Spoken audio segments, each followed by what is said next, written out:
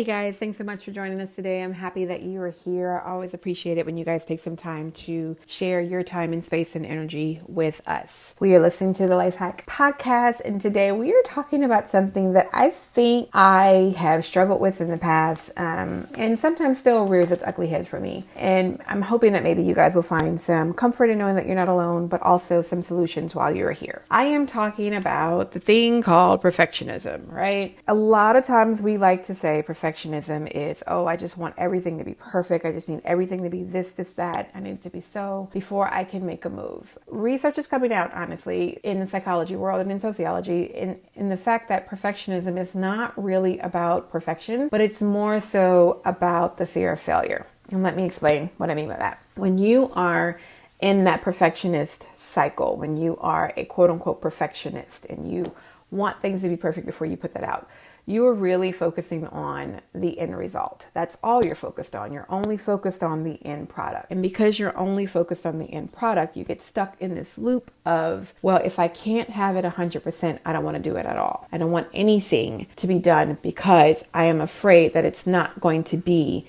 100%. Thus, I'm afraid of failure. But because you're really looking at everything through kind of a black and white lens, it's either this or that. It's either A or B. It's either all or nothing. Any small little mistake that you make, even asking for help, is some kind of proof in your head that you failed, right? It's something to do with you not wanting to fail. But here's the thing. Perfectionists are not only afraid of failure, right? That's not the only thing that we're afraid of. We're also kind of afraid of completion. And I know that sounds counterintuitive, right? You're counterintuitively afraid of completing the thing. But let me tell you why that matters and why that is a factor at play here, according to research. It's because when you finish the task, when you release the thing and you're done, you are finished, you've put your spin on it, you've done everything that you can possibly do for it, then you're open for feedback. And that feedback can be negative. That feedback can be criticism. That feedback can be a notice of the error that you made. Oh my gosh, you misspelled this word. Or, this sentence structure wasn't right. Or, well, this theory was here, but I don't think you presented it well. Do you see what I'm saying? It can be part of that criticism that comes, that fear of failure. And then once it's out there, it's kind of like, what's the next task? What's the next step? What's the next thing to do? Where do I go from here? Again, it's that loop that you're in. It's that criticism that begins to make you feel angst. Finally, it's like getting more responsibility, because if we have to go back to the drawing board now and then redo something that a perfectionist thought that they put their all into, and it came to scrutiny and your peers didn't agree with that conclusion, you have more responsibility. You have more responsibility. And by having all of those things, you are now looked at as less than. In your eyes, you believe people are looking at you as incompetent, or they're looking at you as not qualified to do the job. Part of the reason you think that, part of the reason we think that, let me not exclude myself as a perfectionist, is because we've set the bar too high. You've set the bar to, 20 knots in the sky, and you're afraid that you're not going to reach your own standard. You set it up there. Nobody else set it up there. This is a thing of us in our head. We are in this loop. We have decided that we need to make sure everything is the way it needs to be, and this is the standard. And there should be no criticism, no corrections, no improvement in anything that we ever submit, because we have done it perfect. My friends, that doesn't exist. I need us to know, I need us to believe and understand that does not exist. There's no such thing. Whenever you're putting anything out into the world, whenever you are giving your thoughts, your creative, your nature, your whatever you're giving, whatever it is you are submitting to the world for people to enjoy, to look at, to gawk at, there is going to be criticism. There's going to be room for improvement, because none of us are perfect. And that's what perfectionists don't understand.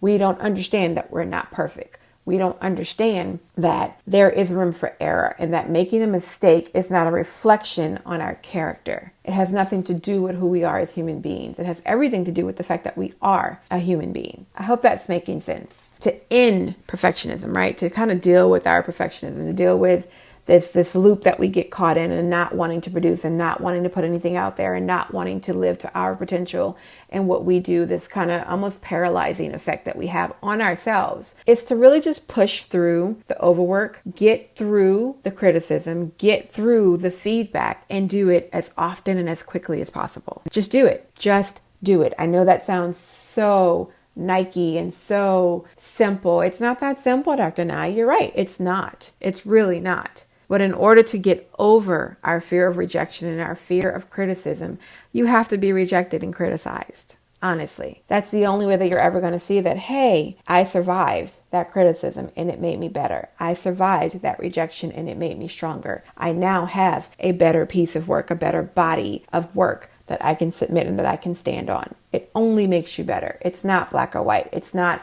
you're perfect and now you're a failure or you're a loser or you weren't able to do it, so therefore, you're incompetent. That's not what this is. It's not what it is. What you really want to be is good enough. Give your best effort and then let it flow. Let it go into the world. And then when you get that feedback, fix it. It's simple. It's really simple. We're complicating it because we believe that we should be something that we're not. Nobody else believes that about us, but we believe it about ourselves. But this is a personal thing. This is a personal thing. If you're like me, where you believe any small little setback is destroying all of your progress, if you rate yourself as a 1 or 2 out of 10, and everybody else is rating you as an 8 or 9 or 10, we have some real problematic thinking about ourselves and our worth and what we're bringing to the table.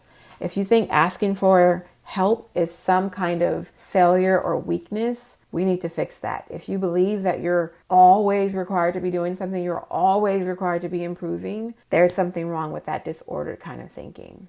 We're not trying to live in a perfect world because the perfect world doesn't exist. You're not trying to bring perfection to the table. I need you. I need us. I need all of us to bring you to the table. And the you is good enough. That's all we can hope for. I hope this has been helpful to you. I love you guys. I mean it. And I will talk to you later. Hi, you guys. Thanks so much for joining us today. I'm happy that you Hey there. Are you looking for a way to get back into taking care of yourself? Do you feel like you are always the last one on your list to take care of? I have the perfect free tool to help with that. The Self-Care Planner is just the thing you need to jumpstart your focus on your needs. The planner will take you on a 6-day guided journey with suggestions and prompts you can use to draw the focus back to yourself. Check it out today by clicking the link in the show notes. Perfectionism